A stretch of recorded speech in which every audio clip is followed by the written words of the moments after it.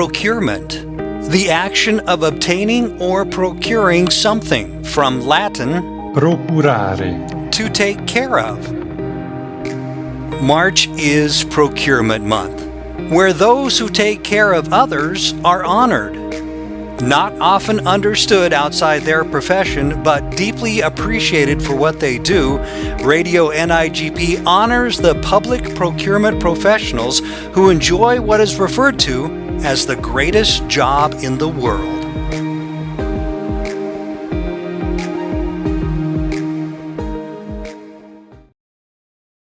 Welcome to Radio NIGP on the anniversary of its first broadcast. As we celebrate Procurement Month, I am grateful to the volunteer leaders who had the vision to create this unique 30-minute show. Every month they come together with passion and purpose to produce an entertaining news broadcast that's focused on our public procurement community. Their news is informative, creative, and thought-provoking. Procurement Month gives us a special opportunity to celebrate the very best in our profession.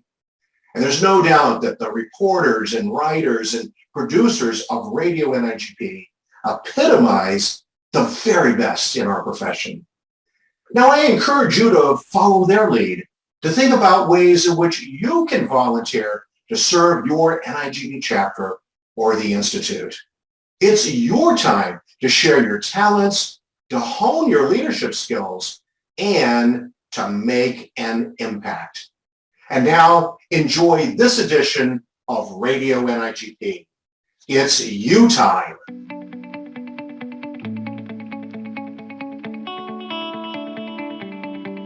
Hi, everyone, and welcome to Radio NIGP. This is Kirk Buffington, and today I'm with Zuli and Jody from the Membership Council of NIGP, and we're going to talk just a little bit about the upcoming election and how exciting it is and how all the members need to get involved. So take it away, ladies. Again, we're so excited to be here to talk about the upcoming election. You'll be receiving your ballot via email from NIGP. In the election period, the ballots are open April 4th through April 13th. There will be 6 candidates. All of them are qualified, and you have a lot of opportunities to align your values, to align your level of service and the future direction that you want to see through your vote with this year's member council. Prior to those ballots being mailed, the candidate slate is released in late March, correct?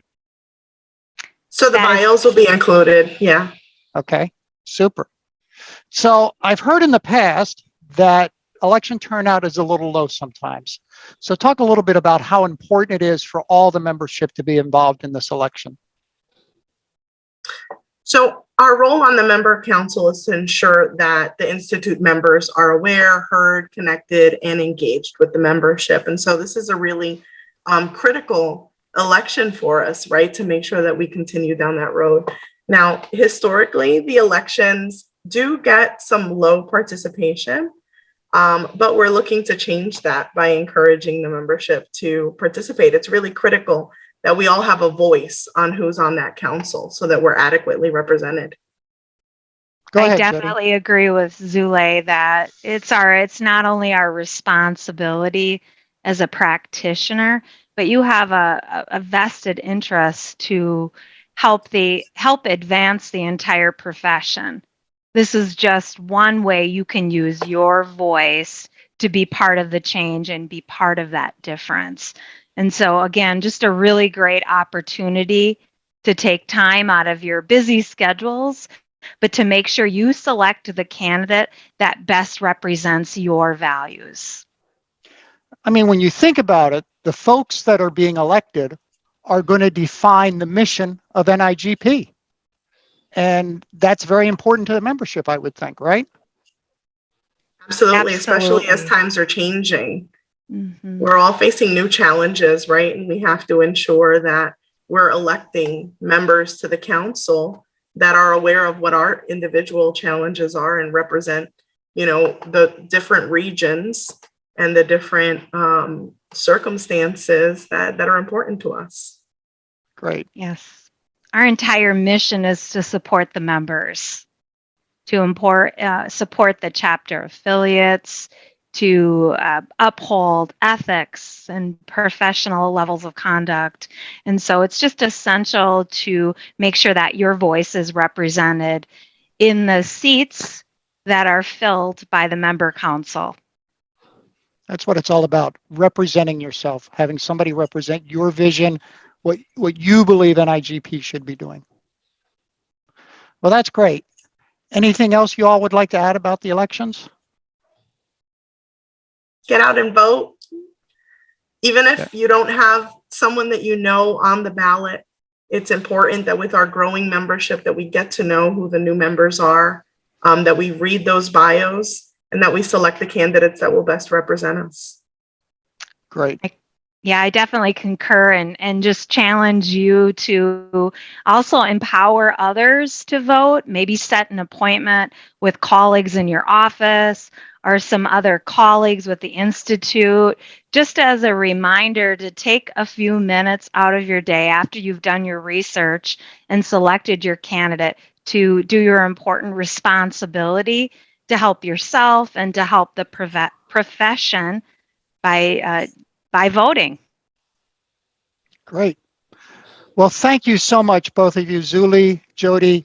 We appreciate you taking the time to talk to our Radio NIGP audience about the importance of getting out and voting. So folks, you heard it. Let's get out and vote and rate and really bring up that participation number. Ladies, thank you both. Thank you for having us.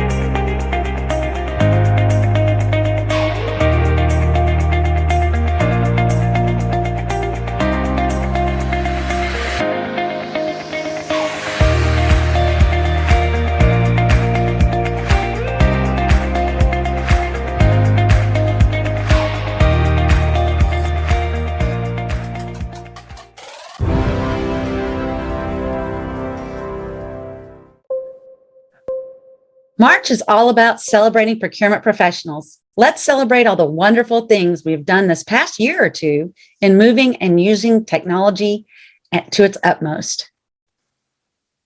Bravo for pivoting and moving face-to-face courses to virtual formats and on demand. Hey, for quickly adopting new policies and procedures for accepting bids and proposals electronically. Wow! You even found ways to stay connected to each other and end users via virtual platforms like Zoom, GoToMeetings, and Microsoft Teams. Finance and other departments found ways to set up electronic payment portals and e-receipts. Behind all of these events are dedicated procurement professionals who successfully negotiated and implemented technology solutions for their entities. So we say congratulations for a job well done, technology procurement.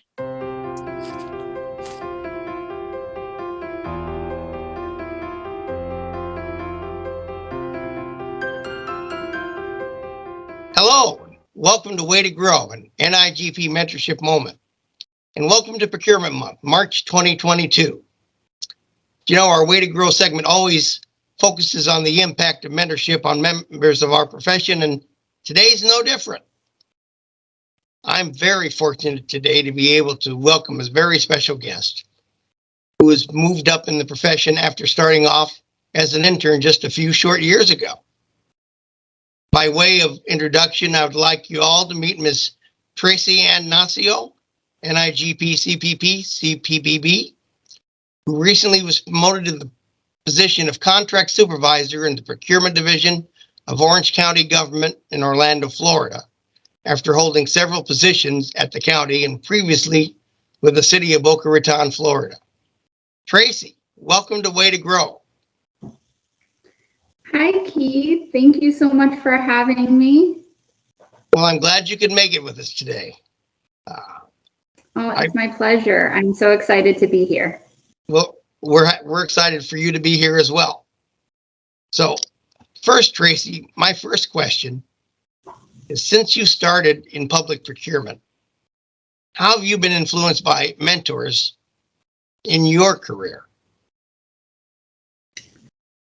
So I've had several amazing mentors throughout my career.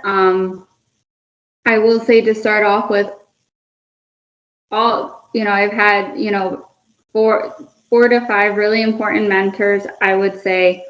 And all the attributes that were exhibited by all the mentors was they saw potential in me that I might not have always seen in myself, and they all continuously helped me develop the technical skills and soft skills needed for progressing my career in procurement. For example, I started off with you, Keith, at the City of Tamarack as an intern while I was completing my bachelor's degree at FAU. I was intrigued with the idea of procurement. I had taken a few classes at FAU, and you had, taken to me when I started my internship, and you gave me projects. You helped me see different sides of procurement, whether it was soliciting, evaluation, insurance. And you saw potential in me that I wasn't sure I had. I wasn't sure if I would ever be able to reach the level you were at, but you helped me set my next goals for achieving a starting career in procurement. And then as I moved on to the city of Boca, Lynn Kunkel hired me to be a buyer for bids over the threshold, quotes.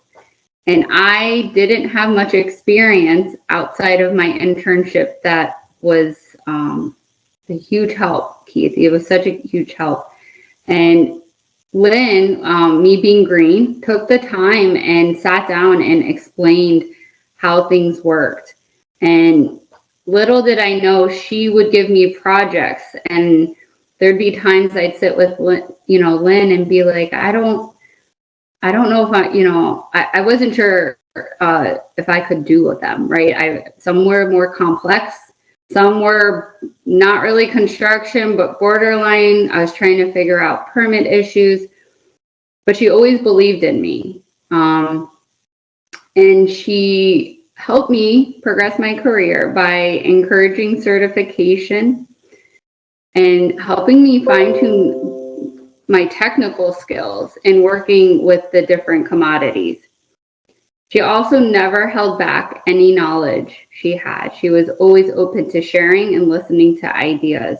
Then as I continued on to my career at Orange County with Carrie Mathis and Zuli, they saw potential in me as well. And there was times that Zuli and Carrie would encourage me to get my certification, and I would be hesitant, I'm not sure I'm ready, and they were just so encouraging, and they were able to see the skills that I had and the skills that I needed to develop or that I could practice more on. If, you know, for example, it's not all about technical, but being strategic as well. And they would implore me to work on these attributes by assigning me projects, helping me have a little team to develop a new template or ways I could show leadership. All my mentors never straight out came out and told me, this is what I want for you to do. This is, you know, I really want you to be a supervisor. I would start asking and they would show, and they always had time. It may not have been always work related, specific to the task I was assigned, but there'd be times where I'd be like, oh, can I sit in on this construction project? Can I sit in on this new procurement software, even though it wasn't in my role? So they were always willing to extend additional opportunities for me to learn, to continue to grow. That's great. And I especially love your point that they never told you what to do, but you learned through the mentor what really you needed to do in order to grow. And so I, as I said earlier in the segment, we're now in the midst of procurement month, and our theme this month centers on the idea that public procurement is the greatest profession. So I want to find out if you believe that statement, and if so, what is it about public procurement that makes this statement true for you? I definitely believe in that statement. I think what we do, Keith, is so important. It's so impactful. And the reason why I believe it to be true is, I mean, outside of having different opportunities or challenges with different projects every day, you know, I'm sure you know, no day is ever the same. No contract is ever the same. It's so wonderful to know I'm able to help my end users, whether it's being a little bit of a project manager and helping timelines, and figuring out, you know, how can we meet your deadlines? How can we solve this issue? It's almost like putting a puzzle together, you know, some days where you're trying to fit in everyone's needs, and fit them into following the best practices for procurement. Sometimes, you know, everyone always has the same goal, a successful project, but not everyone always agrees on the same methods to achieve it. So it's always enjoyable to try and have a meeting of the minds and work on the different challenges that each contract, bid, RFP, quoting process can present. And it's nice to know, for example, you know, when we have completed a construction project and you see the building, it's nice to know that you've had a positive impact on that. And that, you know, we're able to say we helped with it. I like to say procurement professionals always are, you know, have where our role is not just contracting agent, buyer, procurement coordinator, so forth. We end up doing so much more than that. You know, you end up learning a little bit of engineering, a little bit about insurance. And I feel that more and more end users come to us for guidance. And there's times where I've had coworkers or my staff say, oh, but you know, this isn't our job. And I'm like, no, but if we know the answer, let's help guide them, or at least guide them to someone that can help. So we seem to be the central point in helping coordinate that a project gets done successfully. Wow, that's great. And you're absolutely right about everything you said there. I can't disagree with any of it, for sure. So, and Tracy, right now I want to thank you for taking the time to chat with me today on Way to Grow. And as always, I want to remind you that you can find the NIGP mentorship program as well as our mentorship Facebook page at www.nigp.org/events/mentorship. So now this is Keith Glatz speaking and hoping that you'll join me soon here on Radio NIGP for our next segment of Way to Grow, and reminding you that this is Radio NIGP.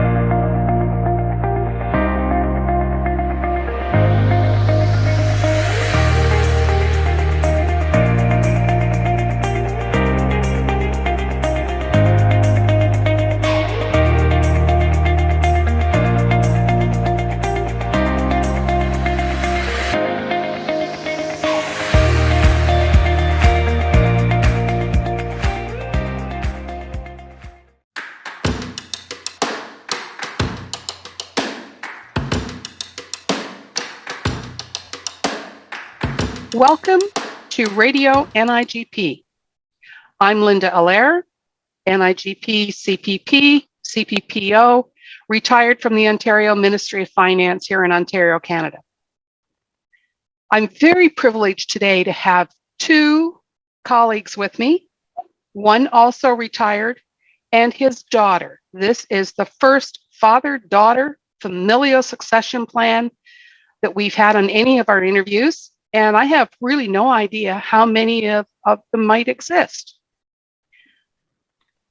You have probably seen Gord Sears at a number of forums in the past. He did represent Canada on the NIGP board at one point. And Gord went to every forum. He drove there with his family.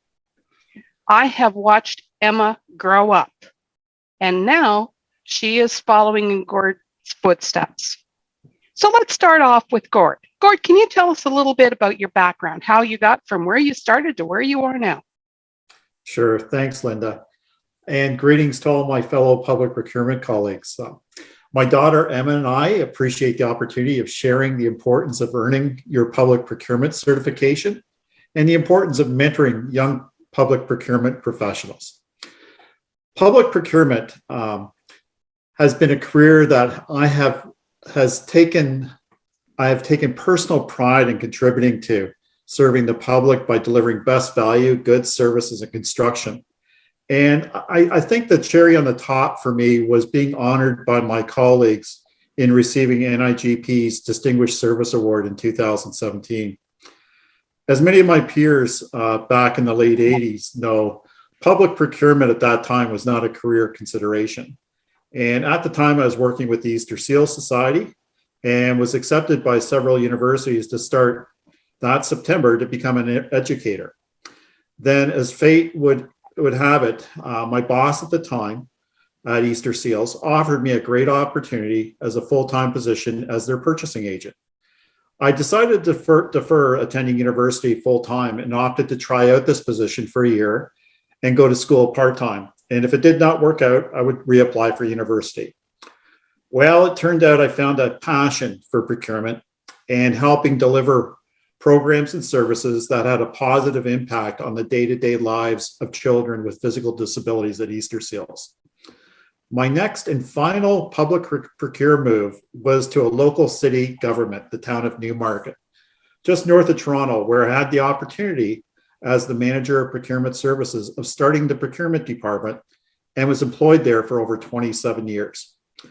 I've been blessed with having superb bosses who were great mentors that encouraged education, training, certification, and volunteering in professional organizations. This led me to earning both my CPPP and CPPO certifications, along with serving on various board roles, including president of the NIGP's Ontario chapter, various NIGP committees, and being elected by my Canadian peers to serve as their representative on the NIGP board of directors. And then finally serving as director and vice president of the Canadian Public Procurement Council and as a board examiner with the Universal Public Procurement Certification Council. Having attended NIGP committees and conferences for over 20 years, it had a tremendous impact on my personal professional growth, serving alongside other public procurement leaders across North America to promote and develop the public procurement profession. Obviously, my NIGP colleagues had a great impact on my daughter, Emma, who attended her first of many NIGP conferences beginning at the age of 5. Emma, in a very short period, has earned her university degree, NIGP Certified Procurement Professional designation, her CPPP, and her CPPO. And her mom and I are really proud of her achievements to date, and she is a rising star in public procurement. These many influences instilled me as the same values my bosses provided me of supporting and mentoring my own procurement staff over the years in Newmarket. And it's great to see all of them go on to become chief procurement officials or senior procurement officials with various municipalities in Ontario, or serving as e-procurement leaders. In 2011, my fellow Ontario public procurement colleagues and myself were discouraged with the inefficient paper bidding process that resulted in bids being rejected due to errors or omissions and lawsuits, et cetera, that resulted. And most of all, not meeting our clients' needs for meeting project and delivery schedules. It was not only frustrating for both municipal staff, but also our supplier community who spent considerable time responding to bids only to have their bids rejected. This resulted in fewer bids, higher cost, and longer lead times to approve and award projects. In addition, the bidders we were awarding to were in some cases not performing to expectations of the contract, but yet were continually being awarded new projects. All of my public procurement colleagues for years talked about developing an e-procurement platform to eliminate these errors and bring about efficiencies to the public procurement bidding process. But no one wanted to be the guinea pig and the first to test the e-bidding and supplier performance waters in Canada. My CAO at the time, Robert Shelton, gave me carte blanche permission to investigate and work with staff, internal and external lawyers and supplier organizations, surety associations, and other public procurement officials to assist in developing an e-procurement platform. We worked with our current software platform provider, eSolutions Group, that had built a bid posting and contract management solution for the town of Milton. In 2014, after 2 years of consultation and mock bidding trials and continuous testing improvements, we launched the e-procurement platform, Bids and Tenders, e-bidding. And for the next 3 years until my retirement, Newmarket received not only more bids, but 100% compliant responsive submissions, while our e-procurement supplier performance program ensured that contractors were evaluated to ensure they met their contractual obligations. The end result was Newmarket's procurement department was able to reduce our procurement cycle, achieve better value bids, improve service delivery to our departments and residents while improving vendor satisfaction with the bidding process. So Gort, when you retired, you moved to the private sector working with eSolutions and now acting as a supplier to public procurement professionals like you used to be. Can you give us some information on how the challenges that you experienced as a procurement professional, are they the same as what you see from the supplier side? Is there any crossover there? Thanks, Linda. Now as e-procurement's e-procurement consultant with bids and tenders, I believe one of the contributing main reasons for the success of the platform is my knowledge of public procurement laws, regulations, and best practices, combined with my new knowledge and experience in developing and launching hundreds of e-procurement implementation projects across North America. My clients can now just pick up a phone and call me about how to develop a supplier performance program. What are the things that they should be looking out for? What are the pitfalls and things like that? So I can walk them through that process and develop a really good program for them. So finally, just moving on to the next part of your question, I believe e-procurement has brought about a tremendous growth in standardization of the public procurement bidding process.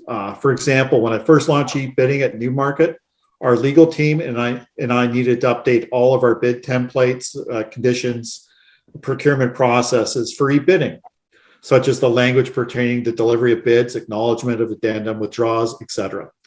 This identical language has now been adopted by over 400 public agencies, thus making it easier for all suppliers bidding to these agencies, thanks to these standardizations. And they now have a clear understanding of the public bidding process. In addition, I see many agencies now hiring their own e-procurement consultants, recognizing the important role technology can have for public agencies to assist in developing their supplier diversity programs, integration with other key agency platforms, and to provide greater insight into their procurement spend and reporting. I believe, speaking as a supplier, that public procurement departments need to improve on their customer service delivery and responding to supplier questions and debriefing requests. Especially the debriefing request protocols between agencies are quite varied, and I have found staff at many agencies do not understand the applicable legislation as to what information they can or cannot release when conducting debriefings. The importance of these debriefings is to help your suppliers improve on their next proposal submission response. And sometimes the information provided or the evaluator's comments kept during the evaluation does not comply with legislation and is not sufficient to assist suppliers in improving their future submissions. Finally, I really believe public agencies need to be very mindful of the time and effort spent by suppliers in responding to proposals. I've seen several agencies, for example, issue 4 to 5 addendums to Excel pricing forms or questionnaire forms, and they have provided to the supplier to complete outside the system. With each new addendum and a new version of the form that is issued with the addendum, requiring the suppliers to copy and paste their already completed work into these new forms. And I believe all agencies should take their e-procurement processes to a higher level by alternatively considering e-procurement platforms that provide online questionnaires or pricing forms, which the supplier's previous work remains intact and the supplier only needs to address new pricing rows or questionnaire rows that have been added by the addendum. It's a much more efficient process for your suppliers. Thanks, Linda. Wow, that's great, Gord. Thank you so much. It's not often that we get the opportunity to not only get a public procurement professional perspective, but now see how that leads over into what happens from the supplier side and how suppliers hopefully can work with us to make those processes more efficient. Wonderful. Thank you so much. And now I'd like to move on to Emma like that. Now, Emma, as having started your procurement journey at the age of 5, how about if you tell us a little bit about yourself and your background and how you got to where you are now? Absolutely. Thank you so much, Linda. My name is Emma Sears. I'm a procurement category specialist with the Procurement Services Department at the City of Vaughan. Prior to coming to the city, I had the opportunity to work in a couple different areas of the public sector. So I spent some time in education, shared services, and also worked for some other municipalities within the same region. So I've had some really exciting opportunities to support in various facets of the public sector. I hold my CPPB, my CPPO from UPPCC, my NIGP CPP. I also have a Bachelor of Arts from the University of Toronto. my principal's certificate from OPBA, as well as my lean white and yellow belts, and my lean green belt is currently in progress. So it's been a busy couple of years, to say the least. I'm also the executive coordinator for the York Purchasing Cooperative, or the YPC, here in York Region. So that's a really special role that I have, and something I'm really proud of, and the opportunity to represent my agency within the cooperative as well. I also sit on the NIGP CPP Test Review Committee, which is something I'm incredibly proud of. And I am now on Radio NIGP, which is truly incredible, and it's certainly a career highlight. So thank you so much, Linda, for having us here today.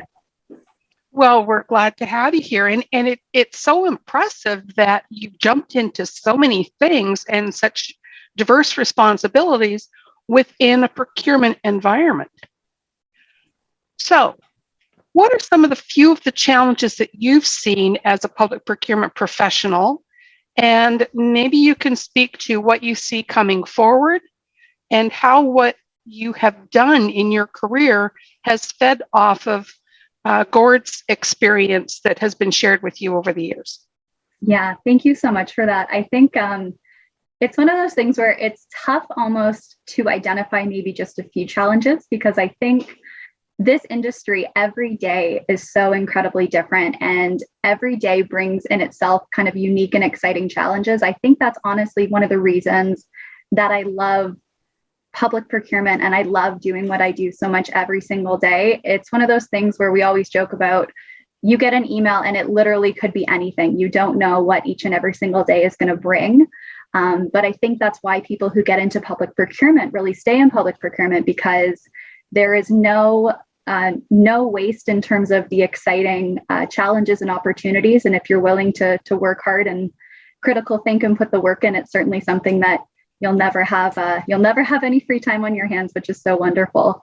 I think in that, though, certainly given the global pandemic, I mean, we're seeing ourselves in a situation that I don't think we've ever really been in. Commodities that really were so easily accessible before are really starting to see some significant constraints. And I think that that's something which is extremely challenging as well, especially when they're so fundamentally crucial to your client departments and their regular day-to-day operations. So that's really been something that on a daily basis, it's been, it might be paper one day and it could be vehicles the next. And it's really something that you kind of have to be prepared to roll up your sleeves and find the best possible solution for your client departments, which is incredibly important. Now, with that being said, I think something that we've always really talked very openly about is just the fact that this is such a client-centric and client service-related agency. It really is so customer service driven. And I think as well that, we've talked a lot of procurement over the years, and to say the least, I mean, to say that procurement services is a dinner table conversation for us, I think is probably something that is a bit of an understatement, perhaps. But at the same time, I think that something that's always really stuck with me that my dad has really shared and has felt really important about procurement services, and I certainly echo as well, is that your procurement department is really only as successful as your client departments are serviced. So at the end of the day, because we're so client-centric, you really need to think about, especially in situations where now we're in a global pandemic. I mean, I think coming into 2020, nobody really thought that this was going to happen. And it's really a situation where you have to sit back and reflect to yourself, how am I going to not just guide and support, but also lead my client departments through this? And I think that historically speaking, there's been a little bit of an unfortunate stigma that with procurement services comes a little bit of red tape. And I think that in all of those, those potential situations, there's always opportunities. And it's an opportunity for us to really come to the table and show the inherent value that working with a procurement services department could offer. With us leaning on our supply chain and leaning on, the other agencies that we're working with, I think that being in a cooperative has been so fundamentally crucial as well, being able to call up some of these other agencies and say, this is what we're dealing with. What about yourselves? Or do we want to potentially try to have a strength in numbers situation and go out together and try to make sure that, if we're getting a little bit more potentially prioritized than if it was just one single agency and their numbers by themselves, right? So it's really taking some of that strategic and critical thinking and really thinking about how you can best provide that support to your client departments. I think that that really and truly is so much more important than it's ever been. That's great. And I think you're actually right on target with that, because moving from transactional to strategic is a big bonus, not just for procurement, but as you say, being able to leverage technology and facilitate your clients, your internal clients, to deliver the services that taxpayers expect. Yeah, I think it's a bit of a move and a little bit of a perception change, perhaps. Do you think? 100%. And in all honesty, I mean, especially in talking about, you know, leveraging the wealth of information that I'm so fortunate to have in a procurement parent, as I always like to say, I've had, you know, such a good opportunity to be able to pick up the phone and say, you know, this is what I'm dealing with. Have you been through a similar situation? How have you dealt with this? You know, what was your approach in the situation and what did you find successful?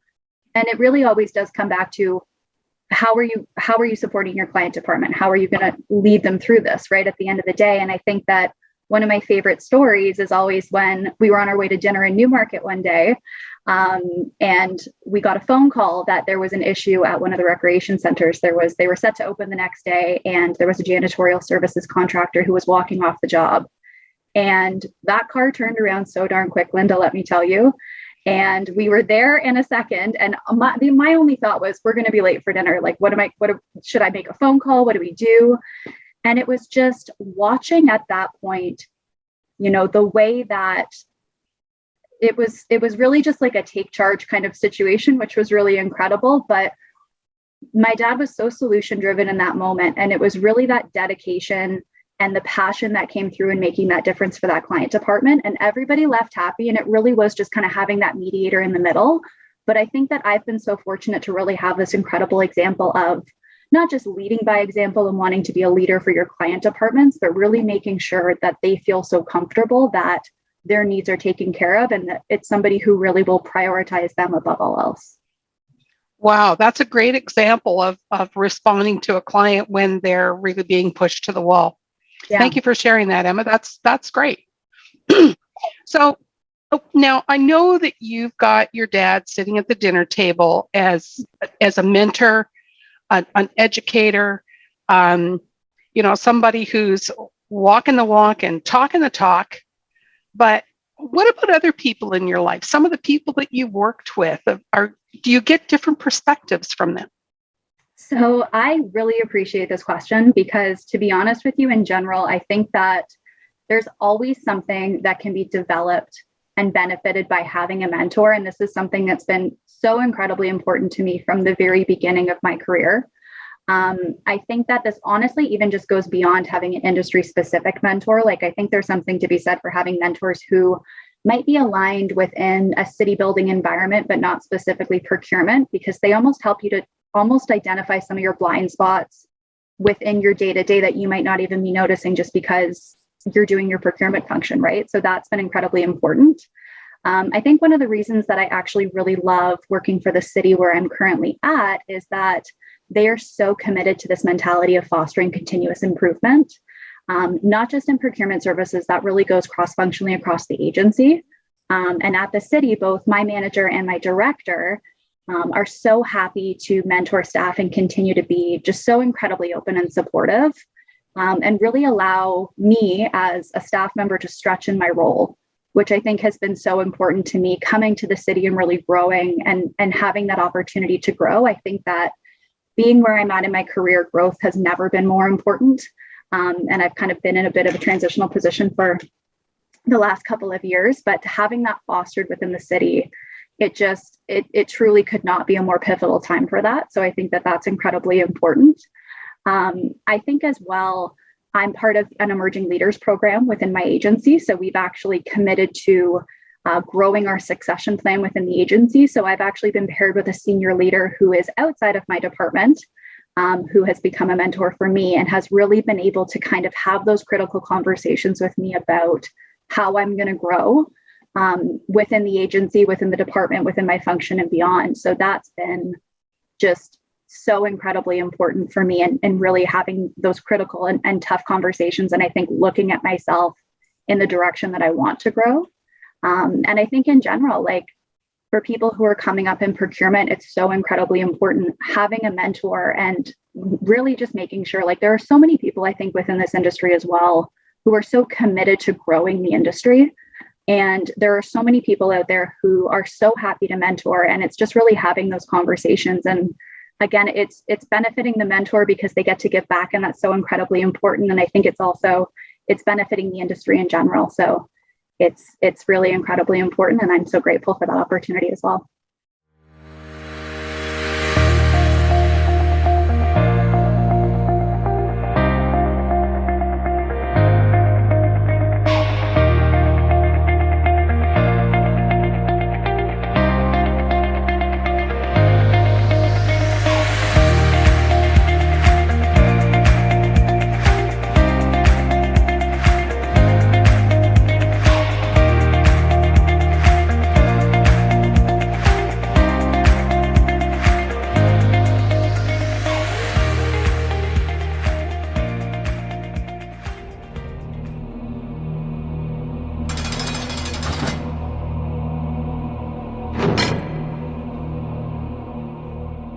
Happy Procurement Month.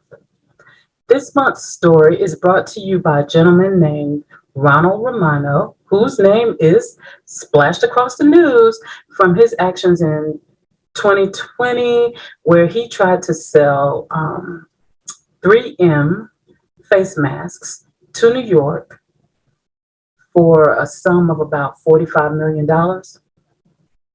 The challenge was that Mr. Romano wasn't an authorized 3M dealer or distributor. He also didn't have the face masks. And in fact, he was a car salesman from New Jersey. I remember I asked my friend in New York, did your office have anything to do with that? And he said, nope, but my office had to clean it up. Now, let's discuss our value. He showed his value by saving the citizens there the $45 million, or almost the $45 million, by cleaning that up. How are you showing your value? Remember, this happened during the pandemic all over. It was in South Carolina, it happened in Georgia, and it happened in California, and it happened in Illinois. And this is just stories I've heard from people that I know, our colleagues. And so again, I'm asking you, how do you show your value to your end users and your entity? We are the professionals who keep our end users and our entities out of trouble like these scams, right? So I'll share with you my story at the University of South Carolina was that, basically a very smart procurement officer actually mentioned that, hey, y'all think we need to get some hand wash stations for the students to put them all around campus? Because University of South Carolina is all over Columbia. It's a huge campus. Of course, facilities didn't take me seriously until they did take me seriously. And then they tried to go out and source it themselves and was just about to be gouged when the AVP sent something over to our office and said, can you take a look at it? And when it got back to procurement, procurement said, absolutely not. These prices are ridiculous. Let me see what I can do. Well, what we did was we found another supplier who was just 20 minutes away, not in North Carolina, and who could deliver them to us for a reasonable price until we could purchase them. And so we saved the university a lot of money, but we also helped the university save face. And so doing that makes us look good, right? And so as we move forward in Procurement Month, I ask you to, or implore you, to begin to think about how you can always show your value to your entity and your stakeholders, right? If you've ever been in a class with me, you know that it is so important to me that you be able to actually tell a story, because nobody knows what we do. So be able to tell a story about one of your favorite purchases, because that story is an illustration of who you are and what you do. My story is I actually was able to award a contract, well, 2 contracts, but the big one was $100 million for citizens who were displaced or were living in mold-ridden homes following the 1,000-year flood. Can you imagine? When I tell that story, the hair stands up on my arms, and people actually begin to see how important we are. What is your story? Happy Procurement Month.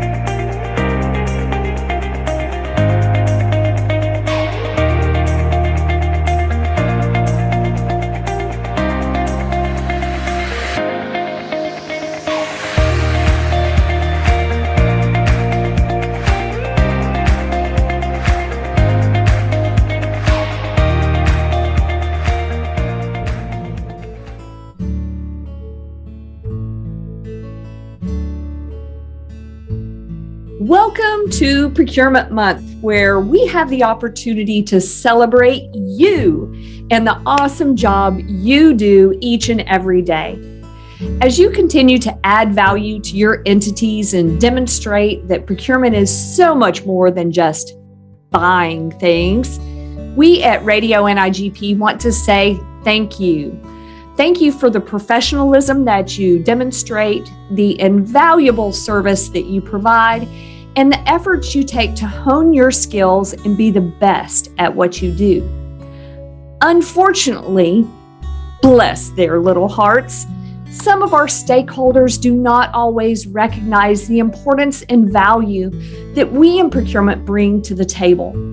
If you find yourself in this situation, don't be salty. Instead, just prove them wrong. How do you do that, you ask? I'm so glad you asked that question. You may have heard me say this before, but it never hurts to have a reminder.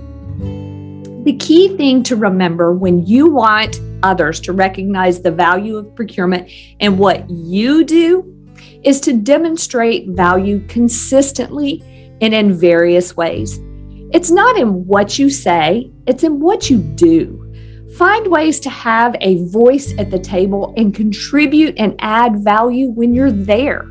The more that they benefit from your knowledge and expertise, the less they'll view procurement as a roadblock or an area to avoid. Also, debrief with lessons learned from a project to recognize and acknowledge the success that was experienced. And make sure you toot your own little horn during Procurement Month. Invite them to a meet and greet session with your department or hold some Procurement 101 trainings. Or can you imagine what would happen if you invited them to come to a How We Can Better Serve You question and answer session where you would address all of their concerns or questions about procurement? I think I might be onto something with that one. Anytime you can enhance your customer's experience will certainly go a long way with building that relationship and that partnership between your end users and stakeholders and procurement. So take that extra initiative. I promise it'll be worth it. But no matter what you decide to do during the month of March to celebrate Procurement Month, remember that we here at Radio NIGP celebrate you every day of the year. Thanks, friends. See you next time.